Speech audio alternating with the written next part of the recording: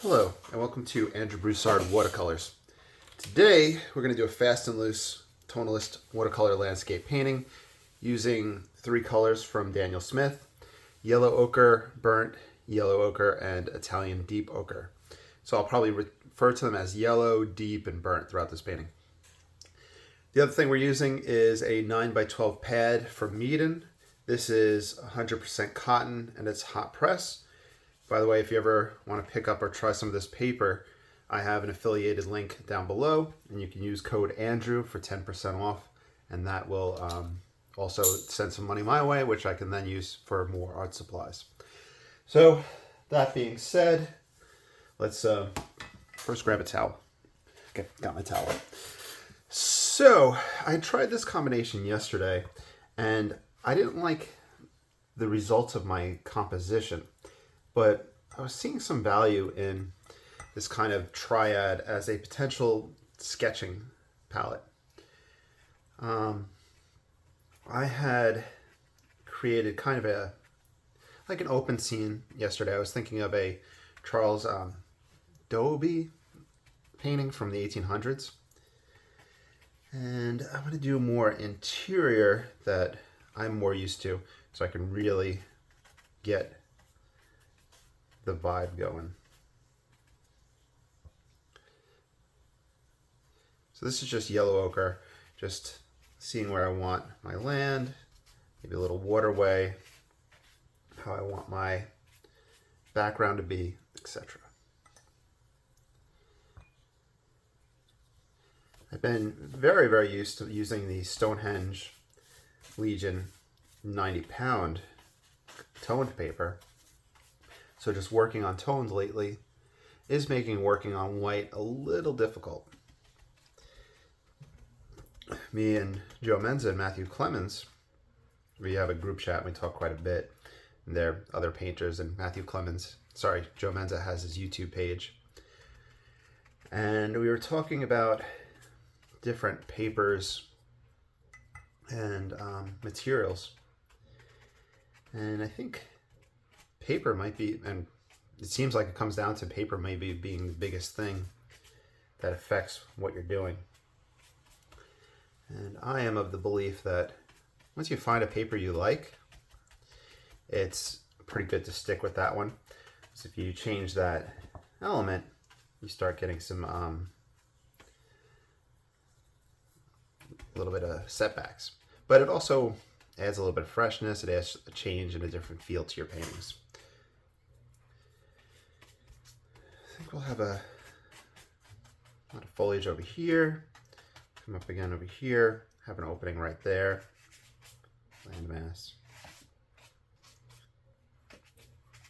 We'll bring it forward on an angle.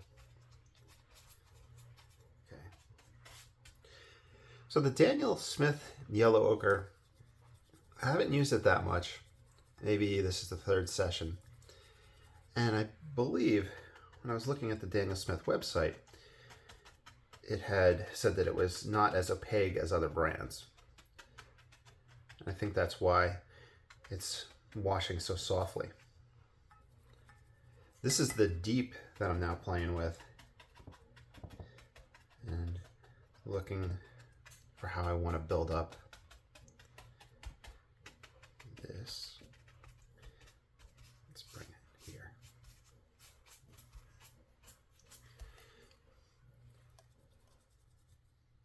Now, with this approach, I'm using these paints fresh, and you do have a tendency to use up more pigment when you're working fresh than from dry, but I do find that it helps me lay more paint down and pick it up easier. And if you want to do any of these experiments, I always recommend trying it with any pigment and maybe trying student grade ones first so you're not so reluctant to use as much pigment as you need. Okay. Let's see, let's get a little bit of this burnt yellow ochre, which is dry. Even though I was just talking about wet, I put the other ones out fresh.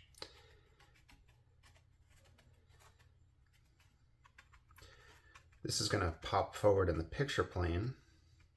And I was thinking about using it as a dark.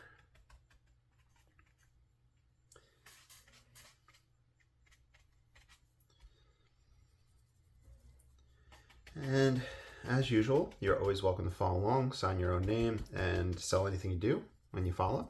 You have my express permission for that. And if you like this channel, please like, subscribe, and follow.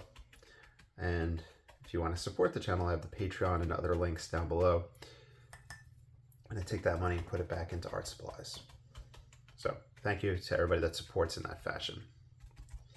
Okay, I think I have kind of my masses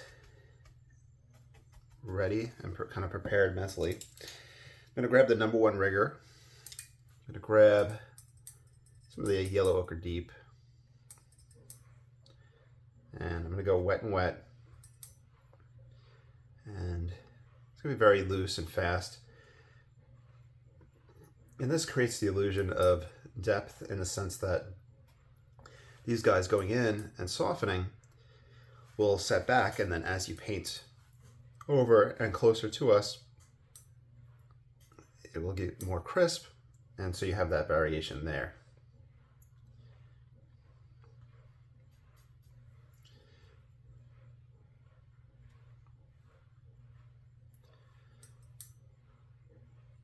Okay, then we have those in.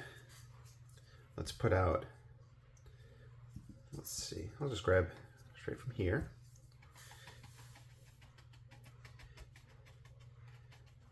I want this piece of land to come out and kind of fall over. At least that's what I'm thinking so far. A little bit of yellow ochre. Let's look at this land. Just building it up. I have some shiny reflections from the lights. There we go.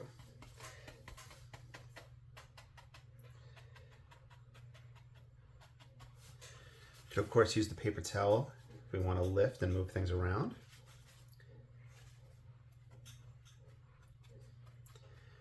But I think with this triad, it's not a issue of putting too much. It's just that it's coming very light. And that's what I experienced yesterday as well. So if you have trouble with something like that, and if you're finding things are too light, then you can explore the umbers. The umbers will definitely come out darker in the beginning, and that might help guide the experiment. Okay, grab the #4. I'm going to try, like I said, the red for my darks. This would be the edge of that waterway. I think I might kind of cut it off here and put land there. Kind of just tickling it at the moment and kind of experimenting, kind of taking little jabs and seeing where I want things to go. So if that is going to cross off, let's see how strong we can get the yellow ochre at the moment.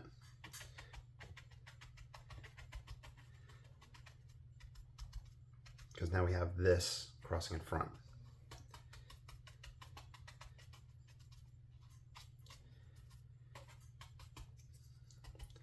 The experiment would probably benefit from an ultramarine or a black or even a Van Dyke brown. I had seen on Jane Blundell's website, she's very heavy into color theory within watercolors, and she had a triad and used the Van Dyke brown as the blue, which I found very interesting. I ordered some more Van Dyke brown from Daniel Smith to experiment with that, and they are PBR7, the pigment information, which most Van Dyke browns are a brown mixed with a black. So that's cool.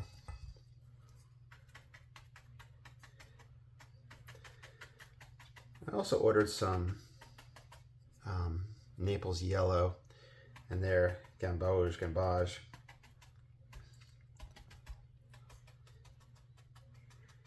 When you're looking and ordering colors, I would recommend looking at the color chart for the brand. For example, if you look up Daniel Smith and you look up the particular colors, they'll have all the information on it with the light fastness, sustainability, what pigments it is, etc. Same thing with Winsor Newton, Rembrandt brand, Da Vinci brand. And if you look, you'll start seeing that some brands use different pigment mixtures for the same color as another brand. The Gamboge from Winsor Newton, I think, is different than the Daniel Smith. And like I said, the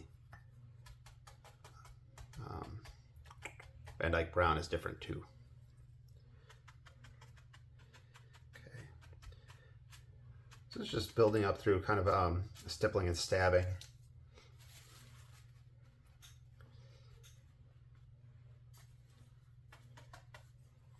And we could go back and forth with the number 1 before we put in some lines.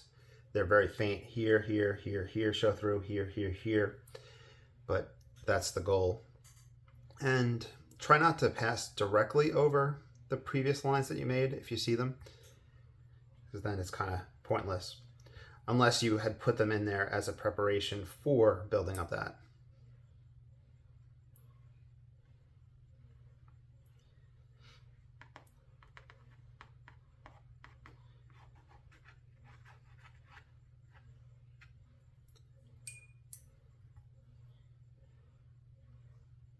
I like the red of the burnt yellow ochre. It's hard for me to describe the red, but it's, it's very earthy, but also very strong. You can experiment with light red oxide or Venetian reds or anything like that if you don't have this. You wanted to try the earth colors. See how they look as a trunk and branches. That'll definitely bring them forward, and you see how it sits closer visually than the yellow alongside it.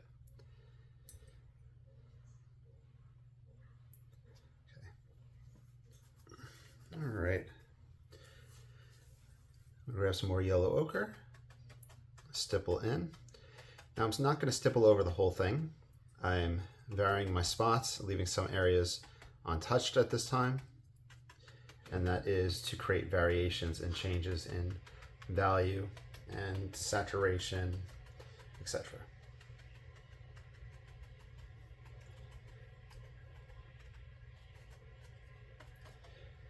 Let's see if I can use the deep to push something back.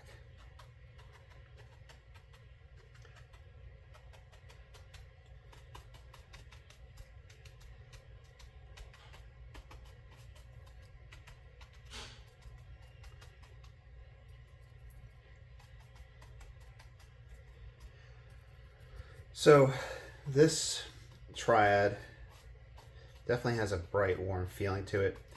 Really no muddiness that would come from the mixes. And like I said, it would be really fun as a kind of going out and about sketching palette if you wanted to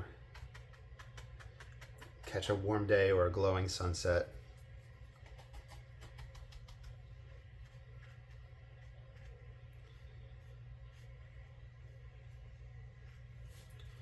All right. Now, something I haven't really been doing that much lately is scraping in. We could do like a little test scrape and see if it backfills. So as the moisture reduces from the paper, it becomes easier and easier to scrape. When there's a lot of water, it'll go back into where you scraped and it'll put pigment in it and it'll dry darker. If you wait till it's kind of just damp and scratch it, it will leave more white.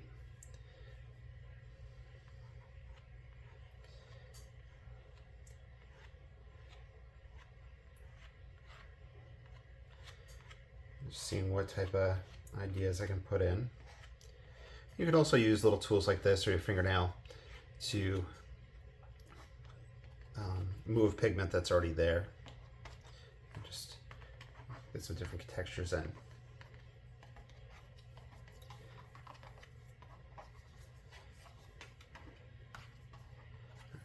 When I hit it with a blow dryer, it should relax. It has heavy duty glue all the way around. It hasn't peeled up. But right here, it's an opening for you to put your knife in, or a palette knife to cut the paper off the pad. But I'm gonna pause the camera. We're gonna do it a quick dry off. Okay, it's mostly dry. The paper is more relaxed now because it's not saturated and trying to buckle. I'm gonna grab the squirrel mop,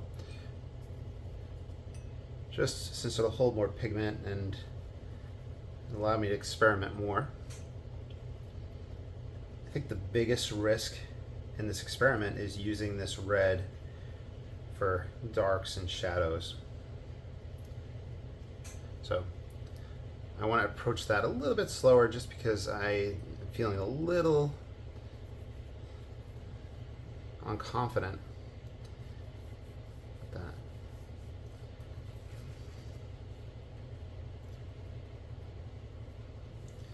Yeah, so we're gonna have red here.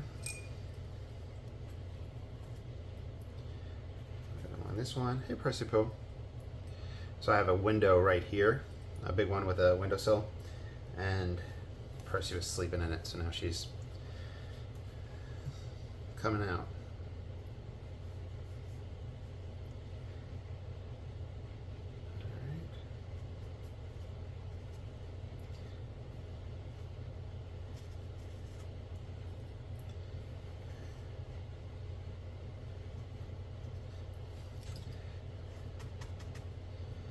Grab some with the hake.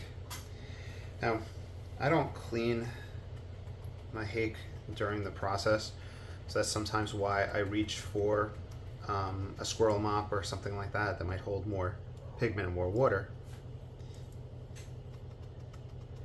Percy, you gotta move your tail, baby. Thank you.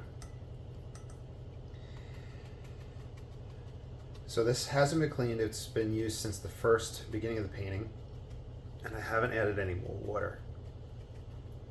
That kind of slow release of water throughout the painting process without refreshing it does seem to help control the hake. I feel like I should probably do a video sometime soon, another one on hake brushes themselves. And if there's anything you want to see, or any questions you have, let me know in the comments below. The worst I can say is, I don't know, or I'm unable to do that.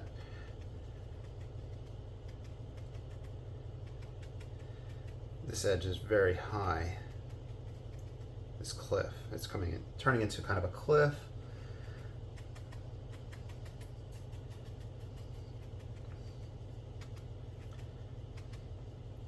This means that I probably have some dry brush on the side. Let's see.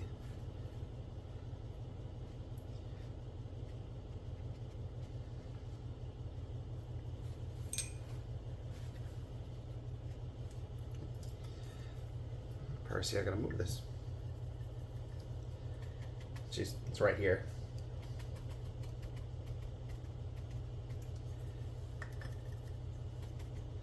Okay.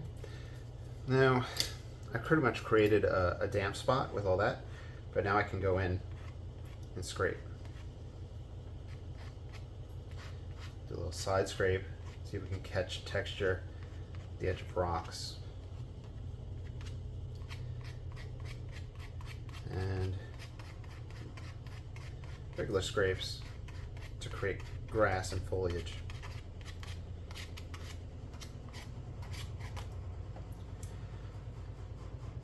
Grab the deep, which I'm going to grab a little bit more of.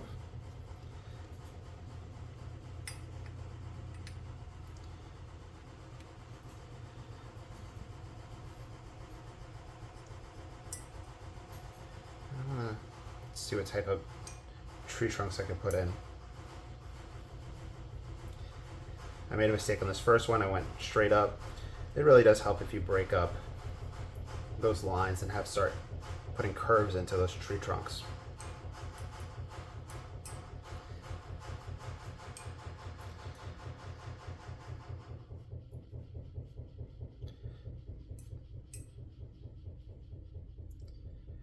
I think I'm gonna put some trees coming along this ledge here. I guess we can see, how do I want to create this angle? So if I put them on an angle here, they're going to go back. If I put them here, that's where I want to go.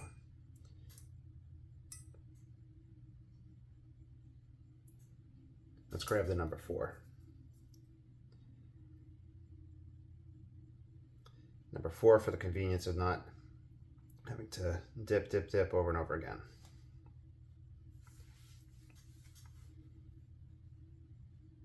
Percy, you gonna sleep with us while we paint?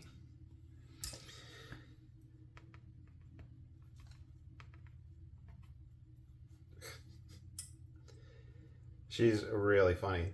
So she sleeps in my arms every night, and she has to do that whole turn around and get comfortable thing like 20 times.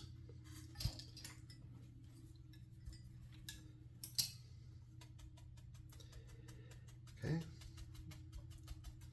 Looking for foliage that's going to be closer now. I am being a little too gentle with the paint and not putting enough out. So you can see the amount of times I'm having to stop to add paint.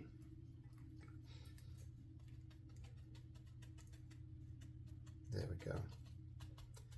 So strong Italian yellow ochre deep. Italian deep ochre.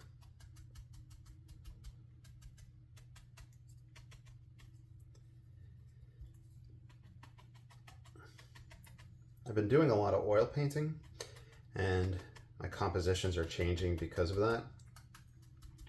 So I have felt that I've lost some compositions with watercolor that I just kind of need to bring back.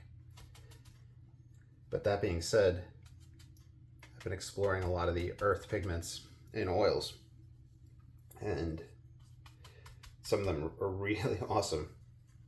So I've been using them to glaze and build up tones. Let's see. I think I want to wash this guy in with some yellow ochre.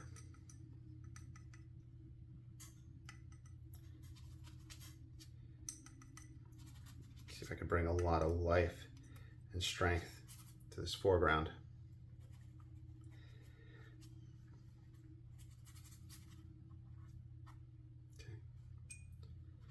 I hope y'all don't mind Percy being on a painting.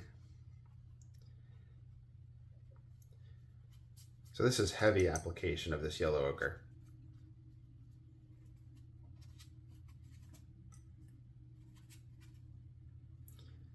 You can even take light washes and wash up here too.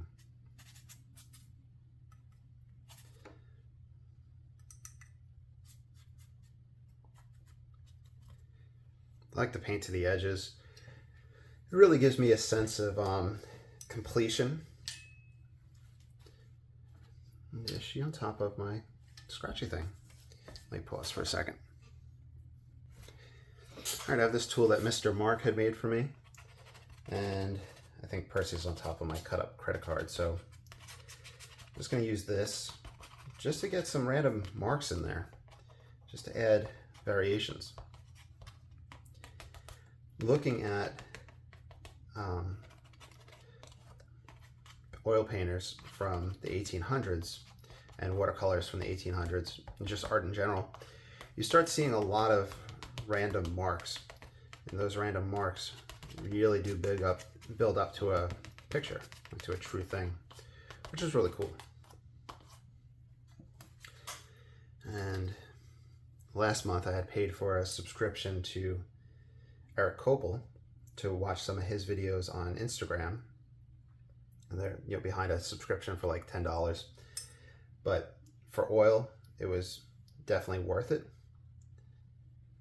And it surprised me because he's like super realist. I guess it'd be romanticism because it's Hudson River Valley painter themed from the 1800s. But anyway, I was surprised at how loose he started everything.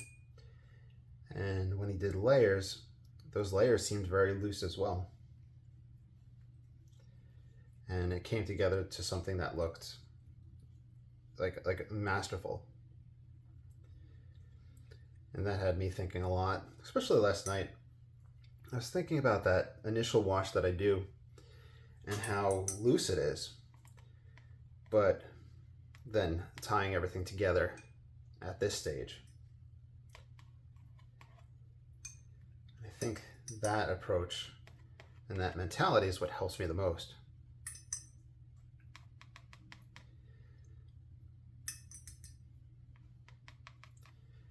Darker right there. First, you mind if I put a tree trunk in? Let me get the number 4.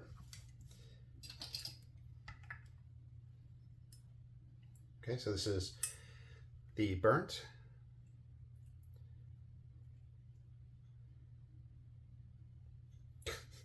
She's like side-eyeing me. You're gonna have to scooch over a little bit. Grounding this tree, just putting some marks and shadows at the base so it doesn't seem like it's just floating there. We can explore the red as a foliage. Let's go see what it starts looking like.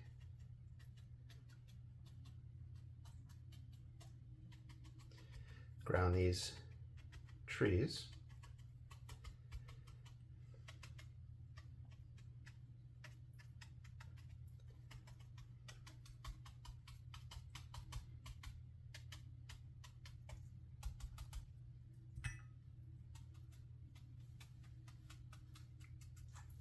Got it. There we go. You snooze, you lose, Persipoo. All right. So, a lot of different things that I'm showing you in this video. And you can see how just 3 tubes of paint can go a long way. That when you start finding what paints you like and what pigments you like, you can then start getting your own unique feel, where you see what mark making you like, and that would be something that would be unique to you. Okay. Let's bring the shadow down stronger.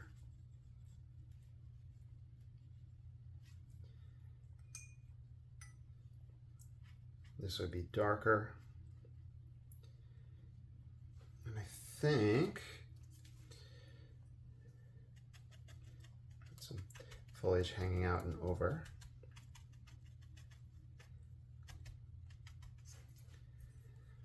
I want a very light wash. Just to build this up back here. I used to leave those openings there without seeing that background, or trying to have that background established in the initial stages of the painting, this spot right here, mainly since it really kind of messes with the horizon for me and where the painting ends or doesn't end, and it just feels unconnected from left to right. So putting that there, I think, helps. So we could benefit from a dry off, which we'll do in a moment. See if we can catch any loose paint, just see what textures happen.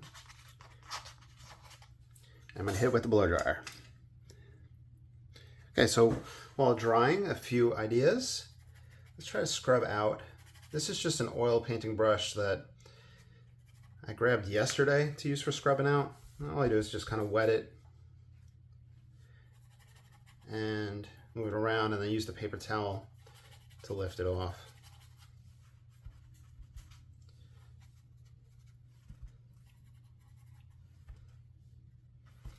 And I'm just thinking light coming through here.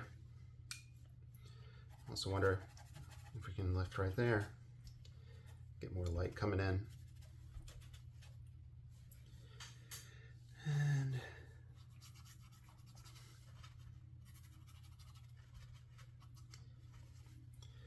then we could come in on the other side of that with what we're using for our dark. Start putting a little bit of shadow in the shadow side, rather than just having a single mass that was lifted. I'm using the paper towel to kind of tone it down, to modulate it the way I want it to be.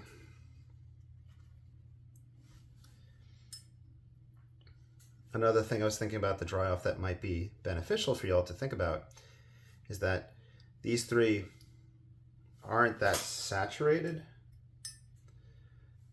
or at least it's taking a while to build up the darks. So that might be a benefit where you're fiddling and playing around, but you're not making it all one dark tone, because it's slowing that approach to that absolute tonal darkness.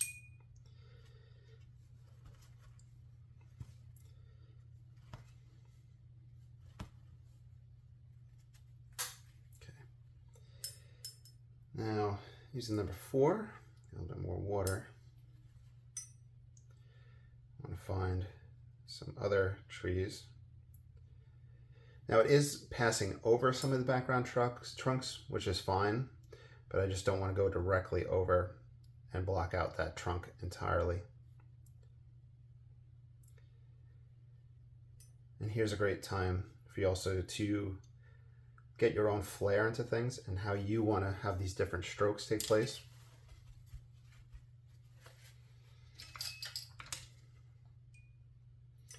The number 1 is great for flicking in little branches.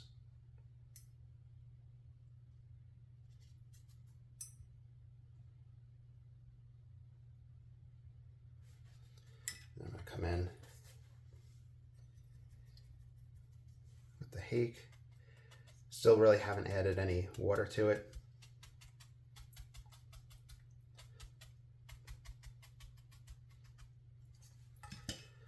Not enjoying this tree too much, so let's see what we can do.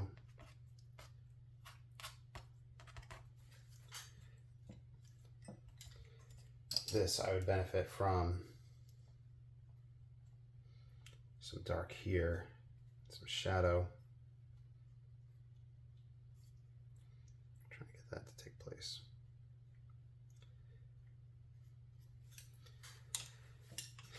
All right, we're gonna do another dry off. Just gotta move Percy for this. Watch out. All right, so we're 33 minutes in. I want to see what absolute dark, or the darkest, most saturated values are gonna give us. So let's see, let's put a tree here. So there's still a pretty translucent property taking place.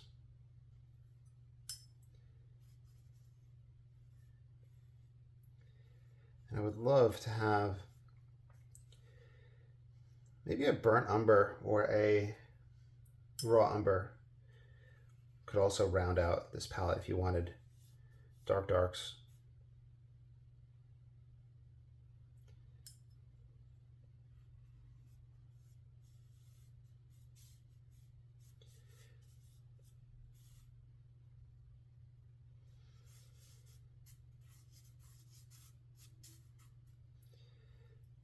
Let's give this tree another friend. Coming right up in here.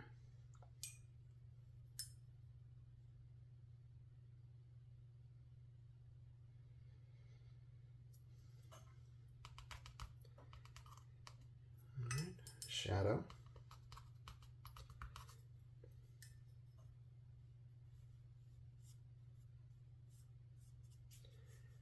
And just all these strokes layered into this painting give us a sense of depth, starting with our foreground, Then we go to about here. Then we have our further distance, and then we have the far distance lower.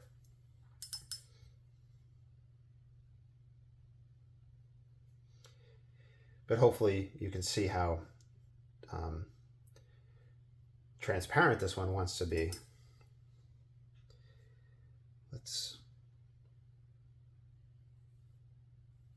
Do I want that there?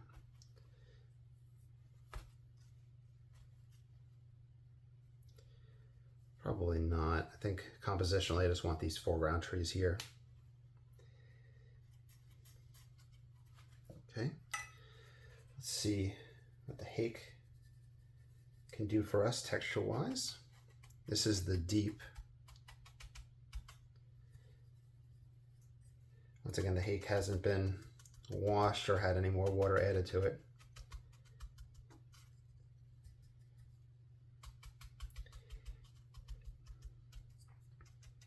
Catch a little bit of that edge going over the water. Just grass coming up and foliage. Catch around the base of some rocks.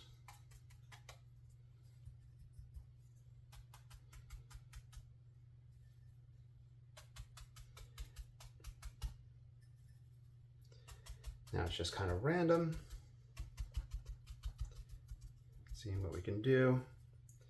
Using the last bit of paint.